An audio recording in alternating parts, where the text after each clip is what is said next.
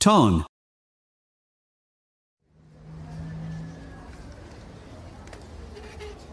អូបងស្រីខ្ញុំរញរទេះប៉ាបងស្រីហើយឲ្យខ្ញុំសុំទោសផងណាបង មិនអីទេអូនរឿងបន្តិចបន្តួចហ្នឹង ចាអរគុណហើយបង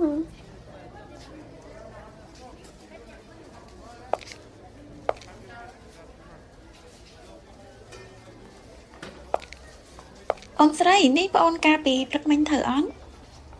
អូបងស្រី ពិតជាចៃដន្យមែនណនេះអូនកំពុងរកទិញអីហ្នឹង អូខ្ញុំកំពុងរកក្រវ៉ាត់កោឲ្យមិត្តប្រុសខ្ញុំនឹងណាបងគាត់ទៅតែឡើងតំណែងតែមិនដឹងថាគួរយកមួយណាសោះព្រោះមើលទៅសុទ្ធតែស្អាតស្អាតពិបាកសម្រាប់ចិត្តណាបង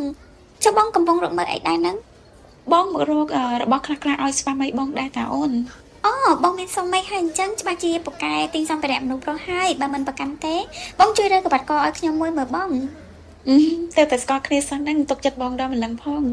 គ្រាន់តែមើលក៏ដឹងថាបងពូកែខាងចង្ក្រានចឹងឆ្នាំងដែរពិសេសម្ហូបអាហារប្តីតែម្ដងខ្ញុំឃើញបងទិញសតែរបស់ល្អល្អ នេះអូនចិត្តរៀបការឲ្យមែនមើលទៅដូចជាកំពុងត្រៀមខ្លួនជាស្ត្រីមេផ្ទះអញ្ចឹង បងនិយាយអញ្ចឹងក៏ត្រូវម្យ៉ាងដែរបងព្រោះថាបើចង់យកចិត្តប្តីរឿងតែសម្បែងក៏សំខាន់តែសម័យឥឡូវណាបងមនុស្សស្រីក៏ត្រូវមានចំណងខ្លួនឯងដែរយើងធ្វើម្ហូបនៅតែចង្ក្រានឲ្យថាសាំជាមួយនឹងក្លិនប្រេងទាំងអស់នោះតែបើអ្នកក្រៅណាគេច្បាស់ជាធំក្លិនម្ហូបចាប់ខ្លួនយើងជាមិនខាន ពិតមែនណបងរំពងកិច្ចការផ្ទះណាមិនដែលបានគិតពីរឿងទាំងអស់ហ្នឹងសោះ មិនតែតែបងម្ហូបដែលមានរសជាតិឆ្ងាញ់ណាក៏ត្រូវតែស្រស់ស្អាតដែរខ្ញុំមានហាងលក់ skin care និងផលិតផលថែសម្រស់ណាមិនអញ្ចឹងទេបងជួយបង្រៀនខ្ញុំធ្វើម្ហូបទៅចាំខ្ញុំបង្រៀនបងថែសម្រស់វិញអញ្ចឹងយើងធ្វើជាមិត្តភក្តិនឹងគ្នាទៅ នៅក្មេងទេតែអូនមើលទៅពូកែមែនតែនចាំមើលបងតនេបងនឹងទៅលេងអូនដល់ហាងណា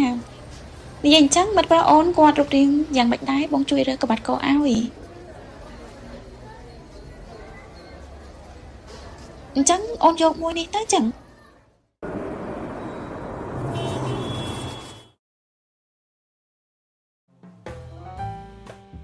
អូនសំឡាញ់កំពុងតែធ្វើអីហ្នឹង អូបងសម្លាញ់ក្បាត់កនេះណែ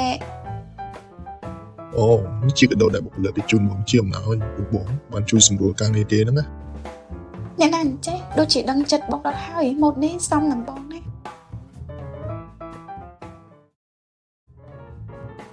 អរគុណហើយសិស្អាតលើកក្រោយជួបគ្នាម្ដងទៀតណា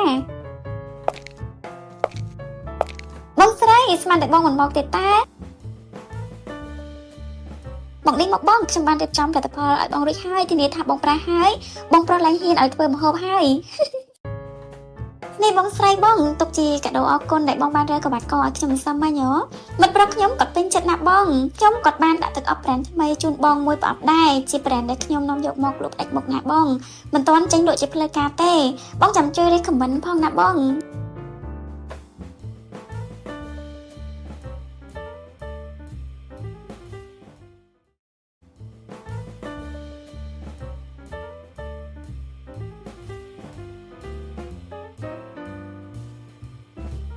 នេះជាទឹកអប់ប្រេនថ្មីរបស់បេឡាទេតើ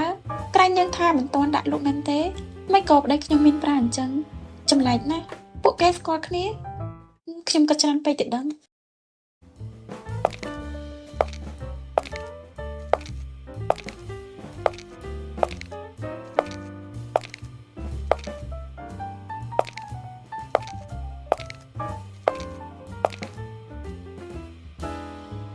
សួស្តីបេឡាអូនថ្ងៃនេះអូនតនេទេលើកមុនអូនថាចង់រៀនធ្វើម្ហូបមិនអញ្ចឹង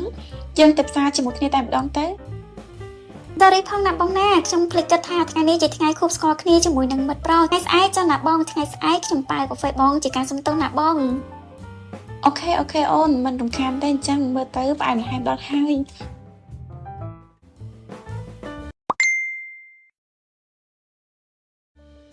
អូនសំឡាញ់ថ្ងៃនេះបងមានប្រជុំជាមួយអតិថិជនអញ្ចឹងអាចទៅផ្ទះយើងតិចណាអូន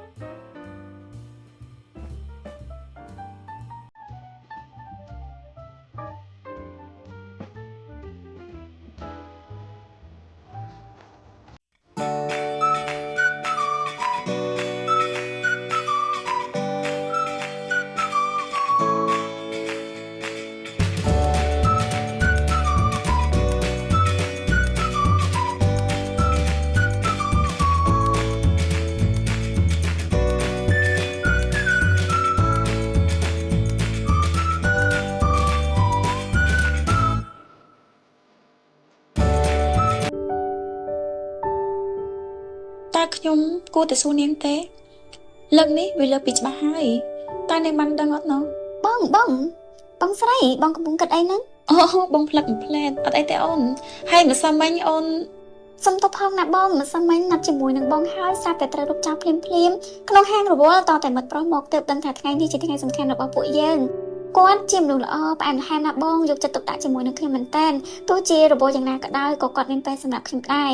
តែថាខ្ញុំត្រូវតែរៀនសូត្របន្ថែមពីបងទៀតឬក៏កិច្ចការផ្ទះផ្សេង បេឡាអូននឹងមិត្តប្រុសស្គាល់គ្នាយូរប៉ុណ្ណាហើយ ចាបងជិត3ឆ្នាំហើយស្គាល់ពេលគាត់ទៅធ្វើជំនួយនៅកូរ៉េហើយខ្ញុំក៏រៀនខាងគ្រឿងសម្អាងនៅទីនោះដែរ អូនស្គាល់គាត់ច្បាស់ទេ ច្បាស់ណាបងគាត់មិនធ្លាប់លាក់ខ្ញុំទេរឿងអីក៏គាត់ប្រាប់ដែរតែណាមួយជំហានក៏រាយការណ៍ទាំងដែលខ្ញុំមិនបានសុំ បងនៅចាំអូនប្រាប់កាប់ពីម្សិលមិញទេថ្ងៃហ្នឹងមកផ្ទះឲ្យលឿនជាងរត់ដល់បន្តិចទៅមិនអូនមកញ៉ាំបាយល្ងាចជាមួយគ្នា អូខេទទួលបានលោកស្រីប្រធាន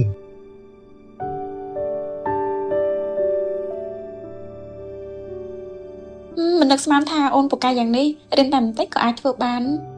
អញ្ចឹងចាំខ្ញុំមកជួយបងដល់ថ្ងៃល្អទេ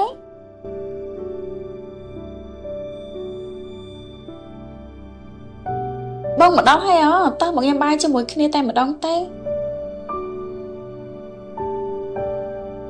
ចាំមិនដែរបងមហូបត្រូវមាត់អត់សុទ្ធតែបេឡាជាអ្នកធ្វើទាំងអស់ណាអូអូនភ្លេចណែនាំបងនេះបេឡាជាមិត្តភក្តិដែលអូនតែងតែនិយាយប្រាប់បង សុំតបបងខ្ញុំមានការបញ្ញាប់ខ្ញុំសុំទៅវិញហើយបង អូប្រយ័ត្នបញ្ញាញផងណាអូន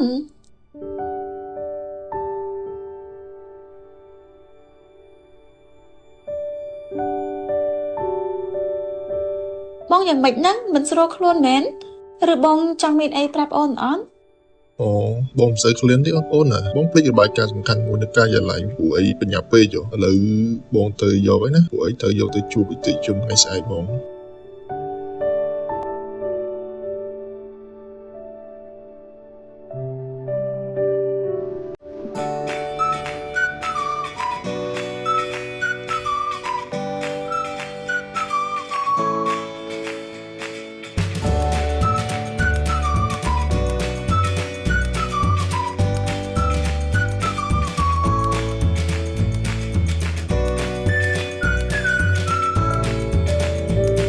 ខ្ញុំដឹងថាថ្ងៃនោះមិនមែនចៃដន្យទេ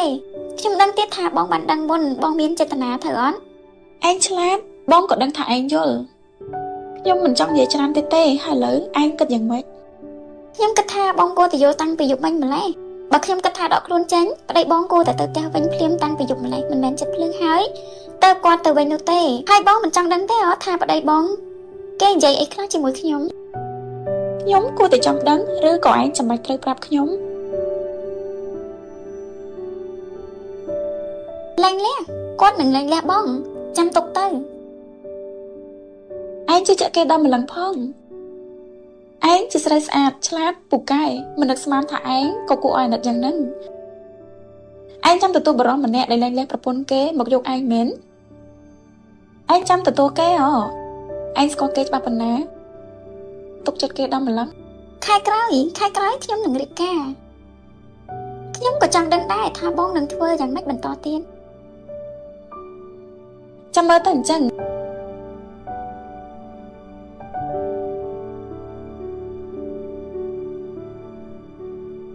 ហេតុអ្វីបងក៏ហក់ខ្ញុំ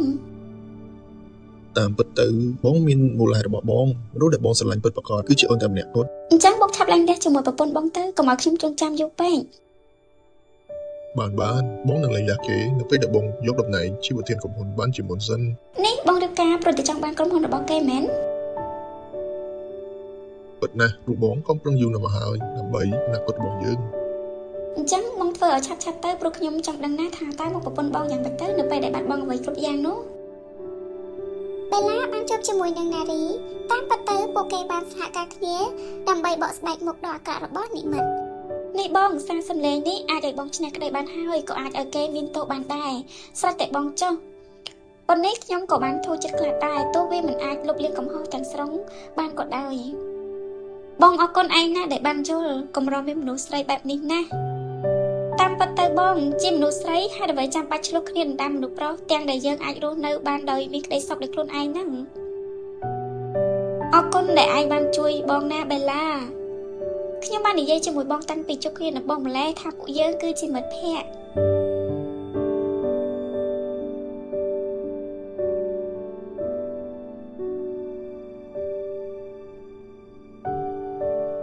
បើអូនចង់លែងលះជាមួយបងគ្មានអីពិបាកទេប្រកល់តែក្រុមហ៊ុនមកបងនឹងទៅតាមអ្វីដែលបងសរសេរក្នុងច្បាប់ហ្នឹងទៅ ក្នុងច្បាប់ពិតជាមានចែងបែបនេះមែនប៉ុន្តែប្រសិនបើភាគទី1ប្រព្រឹត្តអំពើក្បត់នោះនឹងមិនត្រូវទទួលបានអ្វីទាំងអស់ អំពើក្បត់របស់តាមអញ្ចឹងបើគ្មានទេកុំនិយាយ ណារីបានដាក់ប្រដាប់ស្រូបសម្លេងចុះហើយចុចបាក់សម្លេងនិមិត្ត បានបងនឹងលែងលះគេនៅពេលដែលបងយកតំណែងជាប្រធានក្រុមហ៊ុនបានជាមុនសិន បើបងមិនចង់មានទោសក្បត់ទេគ្រាន់តែចាក់ចេញទៅឲ្យឆ្ងាយទៅបានហើយខ្ញុំមិនចង់ចំណាយពេលវេលាមានតម្លៃរបស់ខ្ញុំជាមួយមនុស្សក្បត់ទៀតទេខ្ញុំទុកពេលឲ្យបង5នាទីចេញឲ្យផុតពីផ្ទះខ្ញុំទៅមិនអញ្ចឹងទេបាច់ទៅជាសារ៉ាំទៅជាមិនខានទេ